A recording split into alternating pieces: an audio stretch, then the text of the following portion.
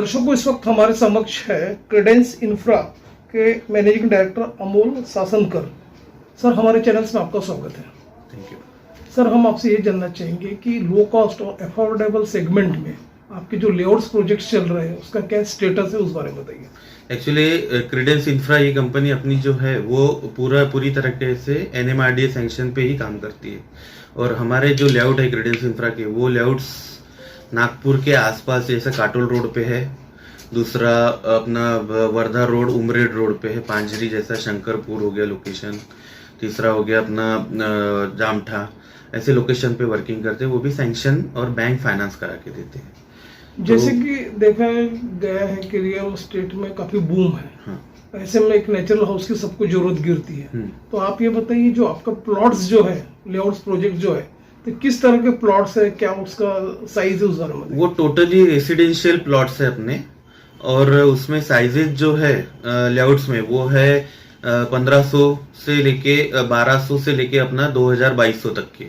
और जैसा कि अपन अभी न्यू जो मेट्रो रीजन है नागपुर में, जैसा न्यू नागपुर बोला जाता है जिसको, वो बेलतोड़ी हो गया जैसा, और शंकरपुर, ऐसे एरिया में अपने पूरे लेआउट्स है।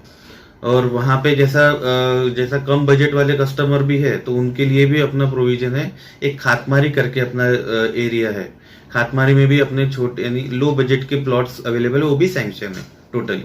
जैसे कि लेआउट्स जो बिजनेस है उसमें जो काफी बिल्डर्स आ चुके हैं, तो आप बताइए, कई तरह के वे ऑफर दे रहे हैं, इंटरेस्ट फ्री, वो लोग अपना किस्त भी लगा रहे हैं। तो ऐसा कुछ आपका ऑफर शुरू है क्या आपकी तरफ से? अभी फिलहाल तो एक अच्छी बात हुई, ऑफर तो अभी फिलहाल अपन ने ओपन करने के, अभी फेस्टिवल शुरू हुआ है तो ओपन होगा।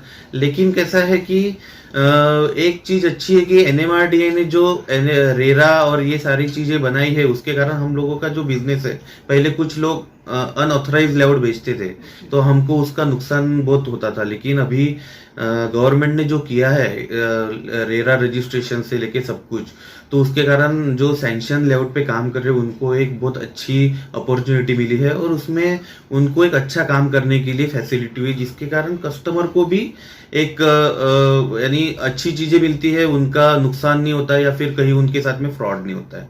और बात रही कि ऑफर की, तो हमारे यहाँ अलग अलग ऑफर दिए हैं, लेकिन वो मैं ऑन चैनल बोलने से अच्छा मैं डायरेक्टली कस्टमर के साथ में डिस्कशन करूंगा, क्योंकि कैसा होता है किसी किसी का बजट देख के भी अलग अलग ऑफर्स करना पड़ता है।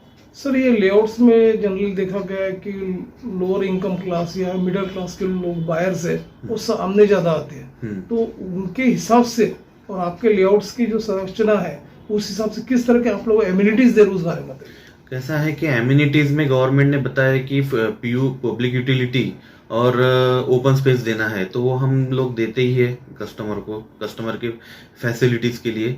और लोअर क्लास का विषय ऐसा है कि उनको जैसे हमारे, मैं अभी आपको बताया कि हाथमारी करके एक लेआउट है, वहां पे एक 900 रुपए स्क्वायर फीट से सैंक्शन बैंक फाइनेंस करके, जिसमें 15 साल का बैंक फाइनेंस मिलता है, और लोगों को उसमें ये भी हाउसिंग लोन के हिसाब से इनकम टैक्स बेनिफिट भी मिलता है, वो भी प्रोविजन हमने करके दी है क्रेडेंस इंफ्रा ने।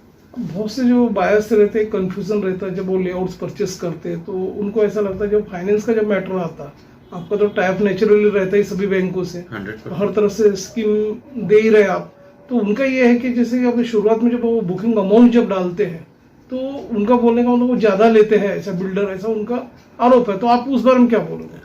कैसा है कि हर किसी का अलग अलग व्यवहार है, लेकिन हम लोग हमारा ऐसा है कि जैसा मैं प्रॉपर क्रेडेंस इंफ्रा की अगर बात करता हूँ, तो हमारे यहाँ 51,000 रुपये हम लोग डाउन पे टोकन लेते हैं, और उसके बाद में जैसा सैंक्शन लेआउट रहा, जैसा अपन जिसमें NA सैंक्शन सब हो गया है, तो उसका अपन 25% डाउन पेमेंट और 75% बैंक फाइनेंस करा देते हैं। और कुछ लोग जो है जो ज्यादा पैसे लेते हैं, उनका वो खुद का अलग प्रोविजन करते होंगे, लेकिन उसके बारे में मैं फिलहाल कुछ बोल नहीं सकता। नहीं, जो प्लॉट की जो कॉस्ट होती है उसमें वो कितना परसेंट फाइनेंस होता है? 75 यानी मैं अभी कोई 80 to 90% का भी दावा करता है, उस बारे में क्या कहूँ? 80 to 90% भी होता है, लेकिन कैसा है कि उनका जो कस्टमर रहता है वो कस्टमर का उतना सिविल और उतनी कैपेसिटी अगर रही तो वो बैंक पे डिसाइड होता है कि बैंक किसको कितना देना चाहिए। अगर किसी कस्टमर को 80% मिलता है तो हम लोग उनको अगर कुछ ज्यादा उन्होंने अपने को पेमेंट दिया है तो पेमेंट हम लोग, जैसा अगर 80% मिल रहा है और अपन ने 25% लिया है तो 5% अपन वापस कर देते हैं। तो सर चलते चलते आप ये भी बताइए, यदि कस्टमर आपके पास आते हैं बल्क बुकिंग के लिए, प्लॉट को बल्क बुकिंग में रजिस्टर्ड करवाना है, तो उसके लिए आपने क्या फैसिलिटी दिया है और साइट विजिट किस तरह से होती है, उस बारे में बताइए। साइट विजिट के लिए हमारे यहाँ गाड़ियों की प्रोविजन है, लोगों को डोर टू डोर अपन साइट विजिट करा देते हैं डोर स्टेप्स के हिसाब से। और जैसा अपन फैसिलिटीज बोलते हैं, अगर बल्क बुकिंग होती है तो उनको अच्छा उसमें हम कंसेशन देते हैं, जो कि उनका उसमें अच्छा फायदा हो जाता है।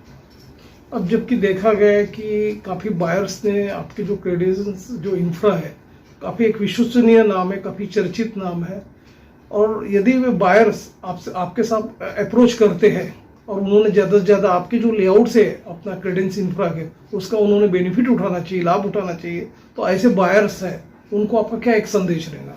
मेरा यही संदेश है कि आप जहां भी लेते हो, चाहे वो क्रीडेंस रहे, चाहे क्रीडेंस के अलावा कोई भी डेवलपर्स रहे, आपने कस्टमर के हिसाब से आपने एक डॉक्यूमेंटेशन चेक करना चाहिए। बैंक फाइनेंस होता है तो समझ जाना चाहिए कि उसमें वो सैंक्शन लेआउट है। अगर बैंक फाइनेंस में प्रॉब्लम है तो कहीं ना कहीं आपको भी यानी वो लेआउट में दिक्कत है, ऐसा समझना चाहिए। मेरा ये कहना नहीं कि क्रेडेंस इंफ्रा से ही आपने लेना चाहिए, लेकिन मेरा एक ही बायर्स को यानी नम्र निवेदन है कि उन्होंने अपना पहले पूरा पेपर्स, साइट विजिट होने के बाद में पेपर्स और उसमें बैंक फाइनेंस होता है क्या वो कंफर्म करना चाहिए, उसके बाद में ही उन्होंने आगे बढ़ना चाहिए।